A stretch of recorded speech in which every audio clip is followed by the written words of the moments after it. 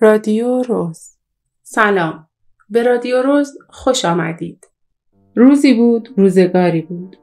در زمانهای قدیم پادشاهی بود و این بابا کاروبار و پادشاهیش را ول کرده بود و تمام فکر و ذکرش این بود که فیلی از طلا داشته باشد و آن را به پادشاههای دنیا نشان بدهد و تاقچه بالا بگذارد. ولی هیچ زرگری پیدا نمی‌شد که بتواند این فیل را بسازد و طلا در خزانه و قصه به دل پادشاه مانده بود. چون شرط کرده بود هر زرگری نتواند از پس این کار بر بیاید، گردنش را می‌زند. زرگرها هم از ترس جانشان خودشان را قایم می‌کردند یا می‌گفتند خرده پا هستند و آنقدر هنر ندارند که به درد پادشاه بخورند. گذشت تا روزی زرگری به اسم کاوه آمد قصر پادشاه و گفت می‌تواند این آرزوی پادشاه را برآورده کند و فیلی بسازد چنین و چنان. پادشاه خوشحال شد و دستور داد هرچه این بابا طلا می‌خواهد به او بدهند. خزانه‌دار طلا به زرگر داد و او دست به کار شد و خیلی زودتر از آنچه پادشاه انتظار داشت فیل را ساخت و برد به قصر و تحویل پادشاه داد. پادشاه نگاه کرد و دید فیل آنقدر خوشگل است که به خواب هم نمی‌دید زرگر اینقدر هنر داشته باشد.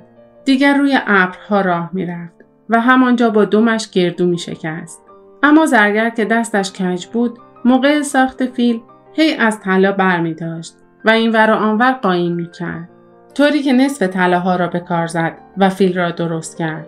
چون از اول با این نقشه آمده بود جلو، کارش هم گرفت. پادشاه هم وقتی شوق و ذوقش خوابید، خوب که به قد و بالای فیل نگاه کرد، به نظرش آمد این فیل باید سبکتر از آن طلاهایی باشد که از خزانه‌اش رفته است. عده‌ای هم به او میگفتند این زرگر تو جنس شیشه خورده دارد و باید حساب و کتاب کار را به دست آورد. پادشاه به هر دری زد که سر در بیاورد فیلش چه وزنی دارد. عقل خودش و دوروبری‌هاش به چیزی قد نداد.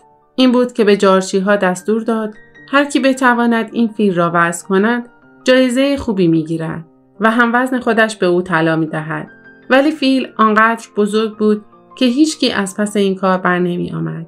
زرگر همسایه‌ای داشت و این بابا ویرش گرفته بود تحتوی کار زرگر را در بیاورد. اما هرچی نشست و فکر کرد راه و چاه کار دستش نیامد و با خودش گفت جز زرگر کسی نمیتواند وزن این فیل را حساب کند و آخر سر به این فکر افتاد که حقه‌ای بزند و به خواسته‌اش برسد. این بود که رو به زنش کرد و گفت باید از زیر زبان زرگر راه وزن کردن فیل را در بیاورد.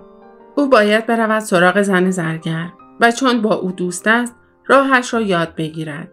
زن بلند شد و رفت پیش زن زرگر و نشستند به حرف زدن. چانه ایشان که گرم شد گفت راستی شوهرش چطور فیلی به این بزرگی را وزن می کند؟ زن زرگر گفت هیچ خبر ندارد و شوهرش از کارش با او حرف نمی زند. اگر هم پاپیش بشود چیزی بروز نمی دهد. زنه گفت واقعا این مردها کارشان به جایی رسیده که زنشان را داخل آدم حساب نمی کنند و کسر شأنشان می شود با زنشان راجع به کار حرف بزنند. حتما شوهر او را دوست ندارد و زیر سرش بلند شده. وگرنه به او می گفت چه کار می کند و راز کارش را برای شریک زندگیش برملا می کرد.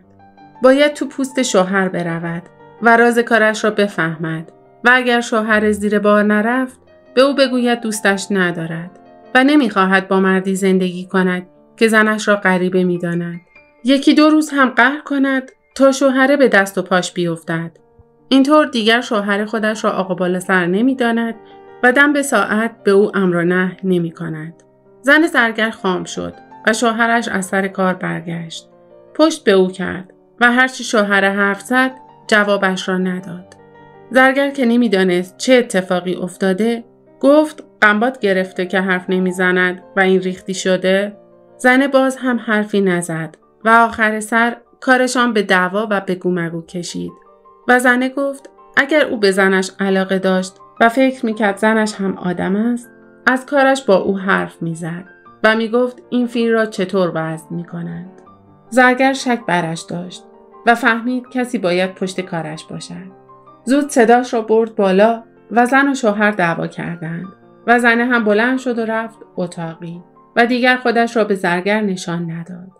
چند روزی که گذشت و زرگره از کار و بار زنه خسته شد، رفت اتاق و بهش گفت این کار عاقبت خوشی ندارد و اگر کسی از رازش بو ببرد سرش می رود بالای دار.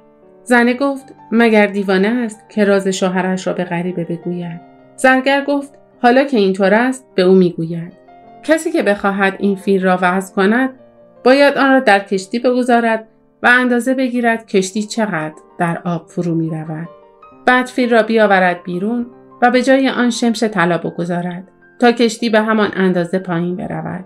زرگر که این را گفت زن و شوهر با هم آشتی کردند.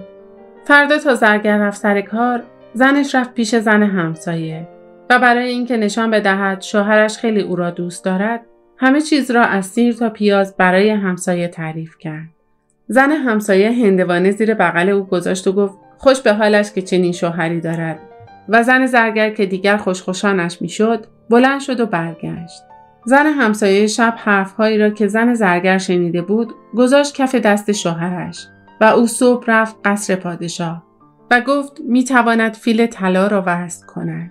راه وضع کردن فیل را نشان داد و پادشاه هم دستور داد آبگیر بزرگی بکنند و وقتی آن را پر آب کردند یک کشتی در آبش انداختند و فیل را هم بردند به کشتی و اندازه گرفتند و بعد که شمش طلا گذاشتند خوب حساب و کتاب کردند و دیدن زرگر نصف طلاها را کش رفته است.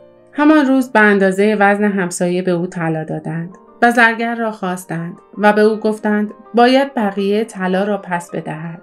زرگر حاشا کرد و پادشاه و وزیر و وکیل هر حقه‌ای سوار کردند کارساز نشد و زرگر نه دست خودش را رو کرد و نه طلاها را. پادشاه وقتی دید زرگر راه نمی آید دستور داد مناره بلندی در بیابان بسازند و زرگر را بالای آن بگذارند و غذایی بهش ندهند تا همانجا بمیرد و گوشت تنش خوراک لاشخورها بشود تا مردم عبرت بگیرند و به پادشاه دروغ نگویند و مالش را بالا نکشند. زرگر را بردند و بالای مناره گذاشتند و زن که حالا فهمیده بود چه دسته گلی به آب داده آمد زیر مناره و زد زیر گریه و عین ابر بهار اشک ریخت. زرگر گفت بی عقلی کرده و حالا هم گریه دردش را دوا نمی کند. باید برود و طناب محکمی به اندازه بلندی این مناره و یک نخ ابریشمی نازک هم به اندازه طناب بیاورد و روغن هم پا مناره بریزد تا او فکری به حال خودش بکند. زنه هم همین کار را کرد و زرگر گفت مورچه بزرگی پیدا کند و طناب را به نخ ابریشم و نخ را هم به پای مورچه ببندد. مورچه بوی روغن را شنید و از مناره بالا رفت، اما هرچه می رفت به روغن نمی رسید. مورچه رسید بالا و زرگر آن را گرفت و نخ را باز کرد و آرام آرام طناب را بالا کشید. سر طناب را به کمر خودش بست و به زنش هم گفت سر دیگر را ببندد به کمرش. زنه همین کار را کرد و زرگر از آن طرف مناره شروع کرد به پایین رفتن و زنه هم خودش را بالا کشید و فکر می کرد می رسد به شوهرش. زرگر به زمین رسید و زنه رفت بالا. زرگر زود طناب را باز کرد و فلنگش را بست و رفت. زنه هرچه آن بالا جیغ و داد راه انداخت اثری نکرد و زرگر گفت این سزای کسی است که بی عقلی می کند و شوهرش را به دام می اندازد. روز بعد پادشاه چند نفر را فرستاد پای مناره و گفت حالا زرگر ترسیده که مبادا از گشنگی و تشنگی بمیرد و ممکن است محل طلاها را بروز بدهد. مامورهای پادشاه آمدند و تا دیدند زرگر نیست و به جای او زنش بالای مناره است انگشت به دهن ماندند. زود زنه را پایین آوردند و به پادشاه خبر دادند زرگر جیم شده. پادشاه حیران و مات ماند که او چطور پایین آمده و زنش را فرستاده آن بالا.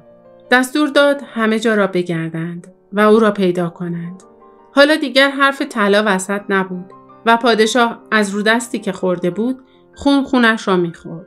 مامورها تمام شهر را از پا در کردند ولی هیچ رد و اثری از زرگر پیدا نکردند. زنه که می‌دانست شوهرش پیش دوست و آشنا قایم شده رفت قصر پادشاه و گفت مأمورها نمیتوانند او را پیدا کنند و خودش میتواند سرنخی به دست بیاورد. راهش هم این است که به هر خانه یک بره بدهند و اول بره را وزن کنند و بگویند باید چند هفته بره را طوری نگه دارند که وزنشان کم و زیاد نشود. هیچکی جز شوهرش نمیتواند این کار را بکند. در هر خانه‌ای بره وزنش کم و زیاد نشد، شوهرش همانجا قایم شده است. پادشاه همان کاری را کرد که زن زرگر گفت و جارچی‌ها هم در شهر جار زدند و همه از دستور پادشاه خبردار شدند. صاحب خانه‌ای که زرگر در آن قایم شده بود نمیدانست باید چه کار کند و اگر وزن بره کم و زیاد شود پادشاه با او چه کار می‌کند. زرگر وقتی دید صاحب خانه حیران است به او گفت برود بچه گرگی بیاورد و روز به بره علف بدهد و شب که شد حیوان را ببرد پیش بچه گرگ و برگرداند. بره هرچه چاق شده باشد با دیدن گرگ گوشتش می‌ریزد و لاغر می‌شود. اینطور به خواسته‌اش می‌رسد. صاحب خانه خوشحال شد و همین کار را کرد. چند هفته‌ای که گذشت رفتند و بره‌ها را از خانه‌ها گرفتند و تنها در خانه‌ای که زرگر قایم شده بود بره وزنش درست عین قبل بود. فهمیدند زرگر کجاست و زود به خانه ریختند و زرگر را پیدا کردند و بردند پیش پادشاه. پادشاه رو به او کرد و گفت اگر طلاها را پس ندهد گردنش را میزند. زرگر باز هم خودش را زد به آن راه و گفت فقط کمی طلا برداشته بود و آن را داده به فقیر بیچاره ها. پادشاه دید این بابا به راه نمی آید. از کوره در رفت و دستور داد او را ببرند و جلاد گردنش را بزند. دوستان عزیز، اگر از کانال ما خوشتون میاد سابسکرایب کنید و اگر زنگوله رو بزنید از ویدیوهای جدید ما با اطلاع خواهید شد.